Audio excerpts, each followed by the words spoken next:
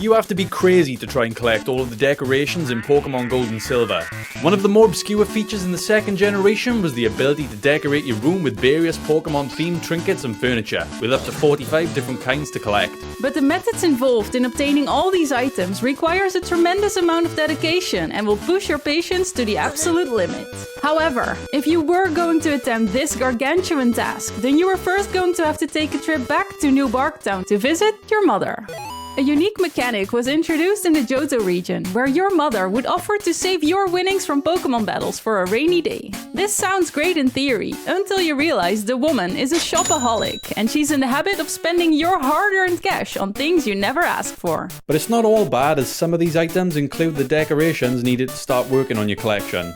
After saving money up to certain thresholds, she would begin purchasing items from a list of 10, with 4 of those being decorations. Starting with a Charmander doll at 10,000 Pokédollars, followed by a Clefairy doll at 30,000 Pokédollars, then a Pikachu doll at 50,000 Pokédollars, and ultimately the big Snorlax doll after she'd amassed a cool 100k. With that said and done, we can kiss goodbye to Mom and move on to the real challenge: Mystery Gift. Now, a lot of you today think of Mystery Gift as the option on the menu that squeezes out shiny legendary Pokémon like they're a dime a dozen. But back in the day it functioned very differently. In fact, just unlocking it on the menu was buried behind an optional piece of dialogue with an NPC on the 5th floor of the Goldenrod department store. Once everything was in place, you could use the infrared sensor on top of the Game Boy Color. Yes, that black rectangle actually had a purpose: to wirelessly link 2 Game Boys together and each receive a mystery gift. This could be done with up to 5 players once a day, and it would net you a variety of items and decorations ranging in rarity. This is where most players would have given up the chase, as it's here where the chance involved with acquiring each item begins to go off the rails. The odds between getting an item or decoration was already a 50-50 coin flip, and from here the chance of getting a particular decoration gets split into 4 separate categories: common, uncommon, rare, and very rare. The common decorations had a 5% pull rate and included 10 Pokédolls, 2 Pokémon posters, and a Super Nintendo Entertainment System. The uncommon decorations had a 1% pull rate and was made up of 2 Pokédolls, 2 plants, 2 beds, a Nintendo Entertainment System, and an N64. Rare decorations had a pull rate of 0.8% and consisted of 4 different coloured carpets, a jumbo plant, a big Onyx doll 4 times the size of a standard Pokédoll, a Pikachu poster, and Nintendo's infamous Virtual Boy.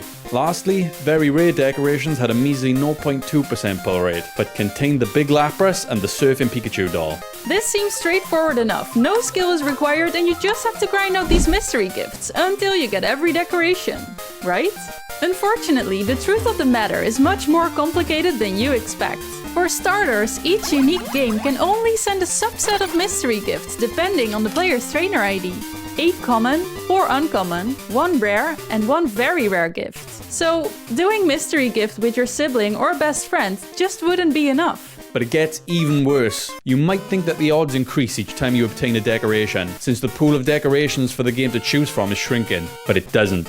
The odds for each decoration always remains constant, and a randomly generated number decides which gift you'll receive. If that random number is a decoration that you already have, the game will gift you with a basic item instead. After spending months, if not years of your life with 5 Game Boys, 5 separate copies of Pokémon Gold, Silver, or Crystal that have the correct trainer IDs, and you've collected every doll, poster, and game console, you can finally...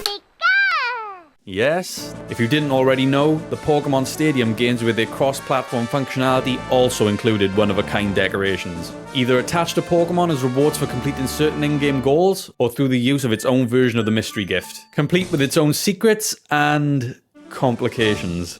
The first Pokémon Stadium game had a feature that would gift you with a rare prize, such as a starter or fossil Pokémon, if you manage to defeat the Elite Four with a team transferred from your own cartridge. It's these prize Pokémon that quite literally held the key to getting the next decorations, as getting these special Pokémon onto a copy of a Gen 2 game would reveal that they were secretly holding a one-of-a-kind item. This meant you first had to transfer your prize Pokémon to a copy of Pokémon Red, Blue or Yellow. Then, using the time capsule, move it over to your Gen 2 Pokémon game. A prize Pokémon won from completing the first round of the Gym Leader Castle, which included every gym, the Elite Four and the Champion battle, would be discovered to be holding the normal box. But the second and more elusive hold item could be obtained in 2 separate ways. After beating all 117 battles that make up the first round of the Gym Leader Castle and every Stadium Cup event, a shadowy figure would appear in the main menu, signifying that you are now able to take on the most powerful of all Pokémon. Once defeated, round 2 of the Gym Leader Castle would now be available to challenge. And after making your way to the top for a second time, one of the 8 prize Pokémon would again be awarded to you, now holding the Gorgeous Box.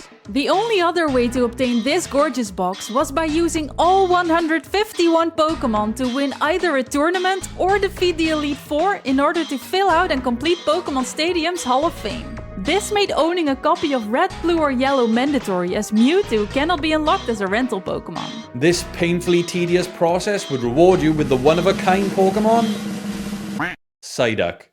But it knew amnesia, and more importantly, it also held the Gorgeous Box when transferred to a Generation 2 Pokémon title. The normal and Gorgeous boxes contained a silver and gold trophy respectively that you could now proudly display in your room. Pokémon Stadium 2 actually had its own version of Mystery Gift, with indeed some unique decorations locked behind it.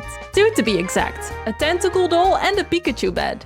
Actually, locked away might be too accurate of a description of these 2 decorations, seeing as an oversight with the random number generator meant it would never land on these 2 specific mystery gift prizes, and thus can never be obtained. The mathematicians among us might have noticed that we're still short on 1 decoration. Behold the enigmatic unknown doll, programmed into Pokémon Gold and Silver but never implemented in any way. It exists as the azure flute of decorations, forever out of reach. Unless you have a Game Shark, of course.